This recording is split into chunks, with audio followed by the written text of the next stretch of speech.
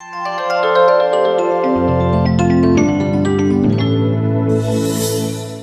నమస్తే, welcome to Myra media. నేను మీ కేవీఆర్. ఆంధ్రప్రదేశ్లో కొత్త ఇసుక విధానాన్ని చంద్రబాబు సర్కార్ అమలు చేస్తుంది. ఉచిత ఇసుక సప్లై అంటూ ఇవాళ మొత్తం సోషల్ మీడియాలో పెద్ద ఎత్తున ట్రోలింగ్ జరుగుతుంది. టన్నుకు 1375 రూపాయలు ఛార్జ్ చేస్తున్న తీరు అంటే గతంలో ఎన్నికలకు ముందు కూటమి కీలక నేతలందరూ తమ ప్రభుత్వం అధికారంలో కనుక వస్తే ఉచిత ఇసుక అందిస్తామని చెప్పి భారీ ఎత్తున పెద్ద పెద్ద డైలాగులు కొట్టారు. ఈ నేపథ్యంలో పైగా జగన్ సర్కారు హయాంలో ఇసుక ద్వారా ఇసుక మాఫియా, శాండ్ మాఫియా తయారై రాష్ట్ర ఖనిజ వనరులన్నింటినీ కూడా కొల్లగొట్టి వైసీపీ కీలక నేతలందరూ కోట్లాది రూపాయలు సొమ్ము చేసుకున్నారని చెప్పి ప్రచారం చేశారు.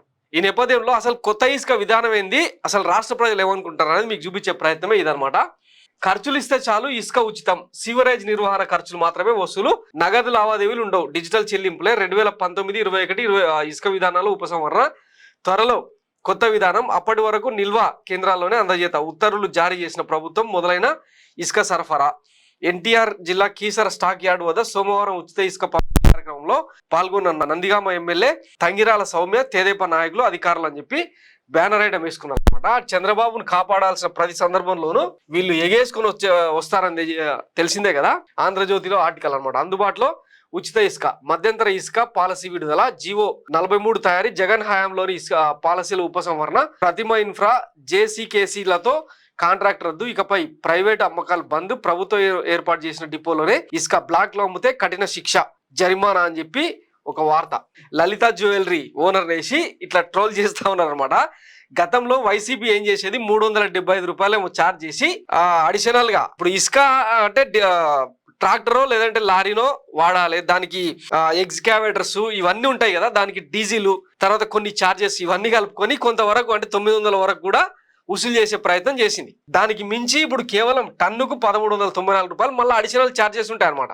గతంలో ఇదే ఇసుకను మొత్తం ఈ ప్రభుత్వం సర్కార్కే వాడుకుంటుంది, కీలక నేతలే దొబ్బేస్తున్నారు, దానివల్ల రాష్ట్రంలో నిర్మాణ రంగం ఇదంతా ఆగిపోయిందని చెప్పి ఊదరగొట్టిన వాళ్ళు. మరి ఇప్పుడు ఇదేంది ఈ ప్రయత్నం ఏంటంటే మొత్తం బ్లాక్ మార్కెట్ చేద్దామన్నా. ఇక్కడ రైతులు ఏమనుకుంటారో ఒకసారి చూడండి.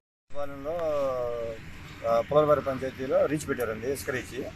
మేము ఇసుక కోసం వచ్చాము ట్రాక్టర్ వల్ల. మేము మాకు చెప్పిన ధర మామూలుగా చెప్పిన ధర ఏంటంటే 88 రూపాయలు అని చెప్పారు. దానికోసం మా ట్రాక్టర్లను తీసుకొని పొద్దున్న 6 అని చెప్పేది ఇక్కడికి వచ్చాము. మేము ఇక్కడికి వస్తే 675 రూపాయలు అని చెప్తున్నారు టన్ను ఇసుక. అంటే 4.5 టన్ను పడుతుంది ట్రాక్టర్కి, 3050 రూపాయలు చెప్తున్నారు ఇప్పుడు రేట్ ఇక్కడికి వచ్చినాక. ఇసుక చూస్తే ఇసుక కొద్దిగా గవ్వాను ఇక్కడ ఇసుక ఉందండి ఇక్కడ ప్రస్తుతానికి. మేము వచ్చిన ప్రకారం అయితే మటుకు ఇక్కడ టన్ను 88 రూపాయలు మేము వచ్చాము ఇక్కడికి వచ్చినాక 675 రూపాయలు అవుతుంది టన్ను. దీనికి అధికారులను అడిగితే మాదేముంది, పైనుంచి మాకు ఆర్డర్ అని చెప్పని చెబుతున్నారు. నేను గ్రహించలేకపోయాను. నేను ప్రత్యక్షంగా వెళ్ళాను, ఒక ఇసుక డంప్ యార్డ్కి వెళ్తే పారదర్శకత, ఇప్పుడు ఈ పారదర్శకత లోపించింది అన్న పదం వాడటానికి నిన్న వెళ్తే వారి వెబ్సైట్లో 375 రూపాయలు మీరు పే చేస్తే మీరు ఒక టన్ ఇసుక వస్తుందని చెప్పి వైసీపీ ప్రభుత్వం చెప్తా ఉంది. కానీ యాక్చువల్గా వెళ్తే అది 375 రూపాయలు కట్టిన తర్వాత మళ్ళీ ఇంకొక 525 రూపాయలు మళ్ళీ వెళ్ళి ఆ డంప్ యార్డ్లో మళ్ళీ అక్కడ సూపర్వైజర్కి ఇవ్వాలి. ఆ సూపర్వైజర్కి ఇచ్చిన డబ్బులు ప్రభుత్వానికి వెళ్తున్నాయా లేదో ఎవరికి తెలియదు. నేను అడిగినప్పుడు వాళ్ళు కూడా స్పష్టత ఇవ్వలేదు నాకు. దాన్ని దాటేశారు. అంటే దాదాపు ఇది 925 రూపాయలు, 900 పైచిలుకు రూపాయలు చెప్పుండొచ్చు కదా. ఆ పారదర్శకత ఎందుకు మీరు మెయింటైన్ చేయట్లేదు? 375 రూపాయలు నుంచి మీరు ఎవరిని మోసం చేయడానికి, ఇది ఎవరిని మభ్య పెట్టడానికి అన్నది ఒక బలమైన ప్రశ్న. ఇవన్నీ ఒక ఇసుక అనే ముడి సరుకుని దొరకనివ్వకుండా చేయడం వల్ల దీనికి జరిగిన పరిణామాలు అసలు చూస్తే చాలా తీవ్రంగా ఉన్నాయి. ఒక్కొక్కళ్ళు ఆవేదనతో నలిగిపోతా ఉన్నారు. 10 రోజులు ఉపాధి లేకుండా ఉండగలరు, 15 రోజులు ఉండగలరు, తర్వాత నుంచి వాళ్ళు ఏం చేయాలో తెలియట్లేదు. మీ ఇసుక విధానాన్ని ఈ రోజు వరకు ప్రకటించలేకపోవటం అది మీ ఇన్ఎఫిషియన్సీ ఆఫ్ యువర్ అడ్మినిస్ట్రేషన్ అని. ఉచితం కాదని షరతులు వర్తిస్తాయని చంద్రబాబు రాజగురు పత్రిక బ్యానర్ కథనం తేల్చెప్పింది. ఇంతకుముందు చూసినాం కదా.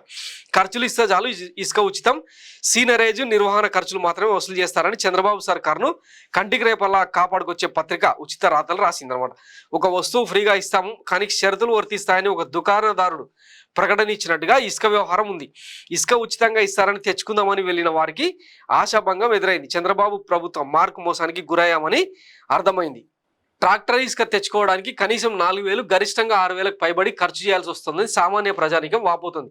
అందుకే ఖర్చులు ఇస్తే చాలు అనేక షరతులు విధించినట్టుగా ప్రచారం జరుగుతుంది. ఈ సంబరానికి ఉచితమని ఎన్నికల ప్రచారం చేసుకోవడం ఎందుకనే ప్రశ్న ఎదురవుతుంది. ఉచిత ఇసుక అంటూనే సీనరేజు నిర్వహణ ఖర్చుల భారాన్ని సామాన్యులపై మోయలేమని విధంగా మోపడాన్ని ఎలా అర్థం చేసుకోవాలని నిలదీస్తున్నారు. చంద్రబాబు పదే పదే ఇసుక ఉచితంగా ఇస్తామంటే నిజంగా ఇస్తారని నమ్మి ఓట్లేసామని ఇప్పుడు మోసపోయామని లబోదిబోమంటున్నారు. ఒక ప్రభుత్వం ఉచిత ఇసుక సరఫరా అంటూ ఊదరగొడుతుందంటే మరోవైపు ఇసుక డిపోల వద్ద టన్ను ఇసుక 1,394 రూపాయలంటూ ఒక్కో చోట ఒక్కో రేటు పెట్టి మరి విక్రయిస్తున్నారు. ఈ తంతు రహస్యంగా సాగడం లేదు, బహిర్గతంగానే. ఉచిత ఇసుక టీడీపీ అక్కడక్కడ జనసేన నాయకులకు మాత్రమే. అది అధికార పార్టీ నాయకుల టన్ను ఇసుకకు రేటు నిర్ణయించి దర్జాగా సొమ్ము చేసుకుంటున్నారు. ఇంతకు మించి ఉచిత ఇసుక అని ఎవరైనా అంటే బోగస్ మాటలని అర్థం చేసుకోవాలి. చంద్రబాబు ఏదైనా చెప్తే అందులో తిరకాసు ఎలా ఉంటుందో ఉచిత ఇసుక సరఫరానే నిదర్శనం అని జనం చర్చించుకుంటున్నారు.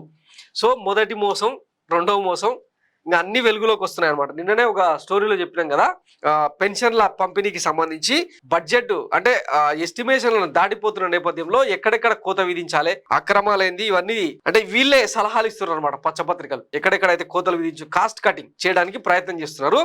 ఇవన్నీ చేసుకుంటూ పోతే అంటే తొలినాళ్లలో పెద్దగా జనం నుంచి పెద్దగా అంటే రియాక్షన్ ఉండకపోవచ్చు, కానీ రాను రాను అర్హులైన వాళ్లకు అందకపోతే తీవ్ర పరిణామాలు ఉంటాయి. వైఎస్ జగన్ సర్కార్ ఎట్లా నేల కూలిందో అట్లానే మీ ప్రభుత్వం కూడా దానికి సంబంధించిన ఫలితం మూల్యం చెల్లించుకోవాల్సి ఉంటుంది. కాబట్టి ముందుగానే జాగ్రత్తగా వీటన్నిటిని సర్దుబాటు చేసుకొని ఇక్కడ జనరల్ గా అంటే అవినీతికి ఏ ప్రభుత్వం ఏ నాయకులు పాల్పడరని ఎవరు నమ్మట్లేదు. అది అయిపోయింది, ఆ స్టేజ్ దాటిపోయింది, నరనరాన ఇంకిపోయింది, అది వేరే సంగతి. కానీ అట్లీస్ట్ ప్రజలకు దక్కాల్సిన, ప్రజలకు ఇవ్వాల్సిన సంక్షేమాన్ని, వాళ్ళకు హక్కుగా దక్కాల్సిన వాటా ఏదైతే ఉందో దాన్ని ఇస్తూనే పరిపాలన సాగించాల్సిందిగా ప్రజలు కోరుకుంటున్నారు అన్నమాట. ఇంతకు మించి ఇక వేరే డిమాండ్లు కూడా ఏం లేవు వాళ్ళ దగ్గర నుంచి.